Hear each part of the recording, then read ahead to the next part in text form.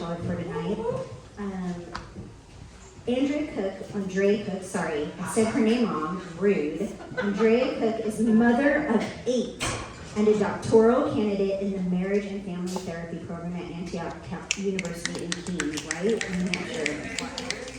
She holds, and I think, I don't usually read people's like educational stuff, but I really love her educational stuff. She holds a bachelor degree in social work from the Fort Valley State University, which is B. You went short E. You gotta get a long E on it. It's not Andrea? No, you have to say V for B. Oh, gotcha. You know what? My bad. I wasn't paying attention. I was confused. I can't see you. I don't know what's happening. But you know what? I'm on you. I hear you now. I'm in it. Ready? Are we going to start over? She holds a bachelor's degree in social work from the Fort Valley State University, right? And a master's in marriage and family therapy from Mercer University. Do we say the before? No. I think it's just Fort Valley, right? Yeah. No, in Ohio State. All right, Andrea is currently at the Southern Center for Choice Theory, which, by the way, if you don't know what that is, it is Mental Health Matters in Macon, and it is supplemented free therapy for our community in Macon. And if you would love therapy, I am telling you, my therapist is from there, and she whips my ass into shape every single Tuesday at 1 o'clock, and I love it. But also, you do not have to suffer. We have options here, and so that's it. So just to throw that there. And she started a nonprofit organization called Sequel. Oh yeah, Sequel. She is a Leadership Macon graduate, clearly not class of 2012, but that's okay. A Middle Georgia Regional Leadership Champion and a founding member of Macon Periods Easier, which is how I met her, and that's an amazing program too. Cooke was named to Macon Magazine's Top 5 Under 40 and has been instrumental in promoting the importance of mental health awareness and advocacy in the Macon Mental Health Matters initiative developed by Macon Mayor Lester Miller.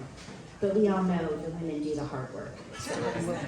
She loves spending her free time dressing up like the queen that she is. Please welcome Miss Andrea Cooke to the stage. And thank you.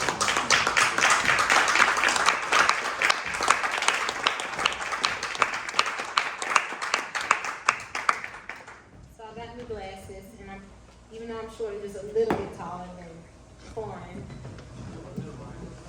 How do I do this? Oh, I don't know. We can make it happen. Well, that'll work. Okay, thank you. So I got new glasses because I'm about to be 44. But my name is Andrea Cooke again, and I'm going to be talking about my political adjacency. That is a phrase that I came up with. And I do not work for Macon-Ville County. I want to make sure that is very clear, because sometimes people confuse it. I'm probably one of the most introverted, socially awkward people you will meet. I'm just adapted. I know that's right. I'm a Libra, and I'm the baby of the family, so I have a strong need for justice. Sometimes that looks like advocacy, and at other times it looks like a small pinch of bossiness. I know that's right. I know that's right. I choose to see it as assertiveness, but I'm open to you calling it whatever you like, as long as you know that I'm probably right. I proudly serve on the steering committee of Georgia Women and Those Who Stand With Us.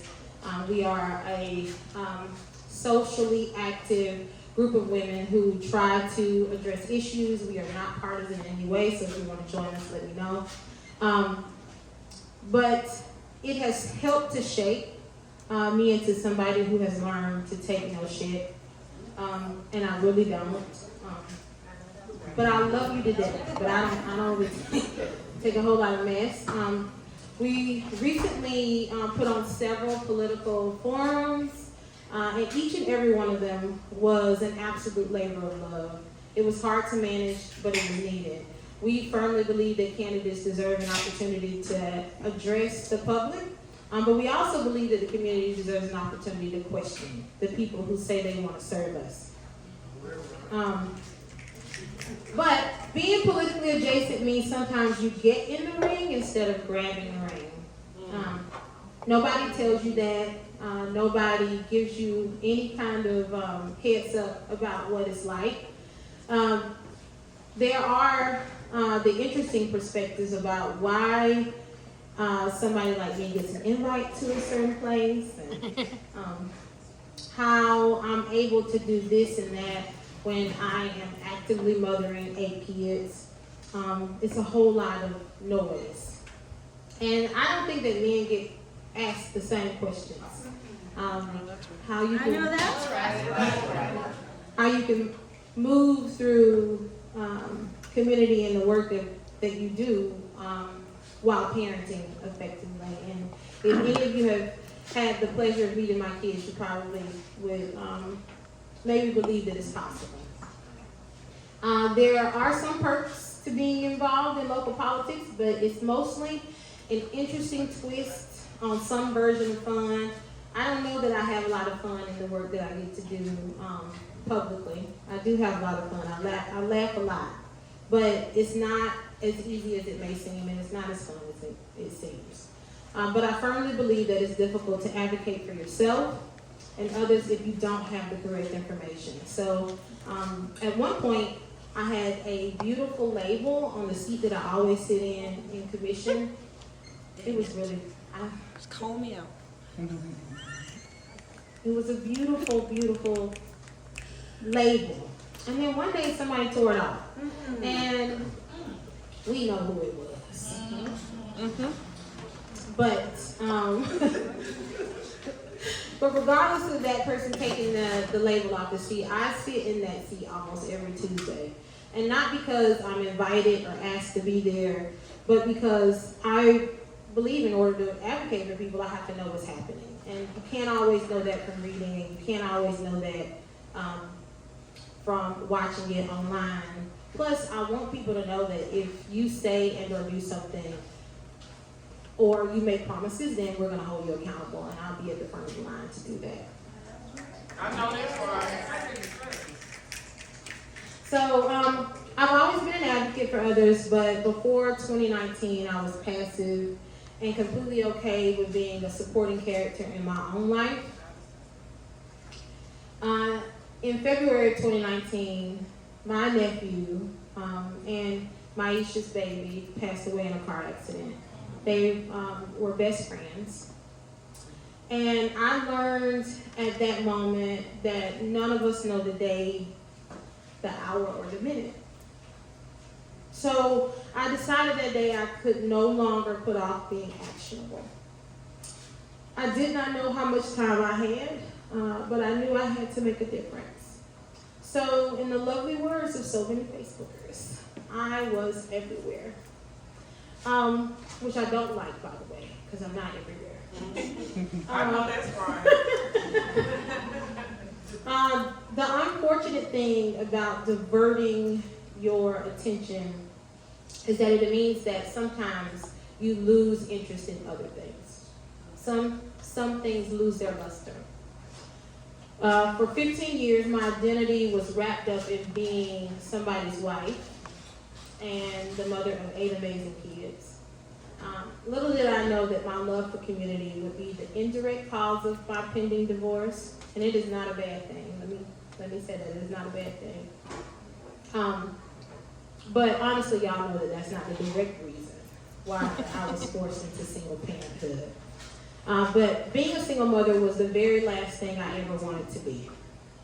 There was so much scariness and stigma about being single and raising kids, let alone the single mother of 8.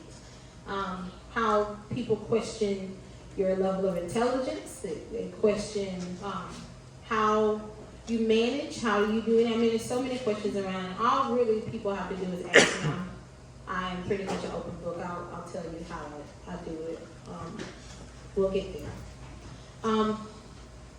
But to be perfectly honest, I've never been happier.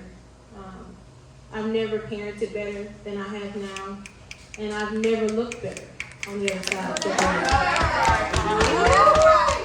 world. So my life has often felt like I was trying to balance on one foot, but what I realize now is that I really was swinging on a set of monkey bars, hoping that I could hold up my weight. And as I stretched out to grab the next rein, I didn't know if I would make it or if I would fall. But I never failed because even if I didn't have me, somebody who loved me with no strings attached helped me up until I got to the next rein. And I love y'all for it. So, thank you.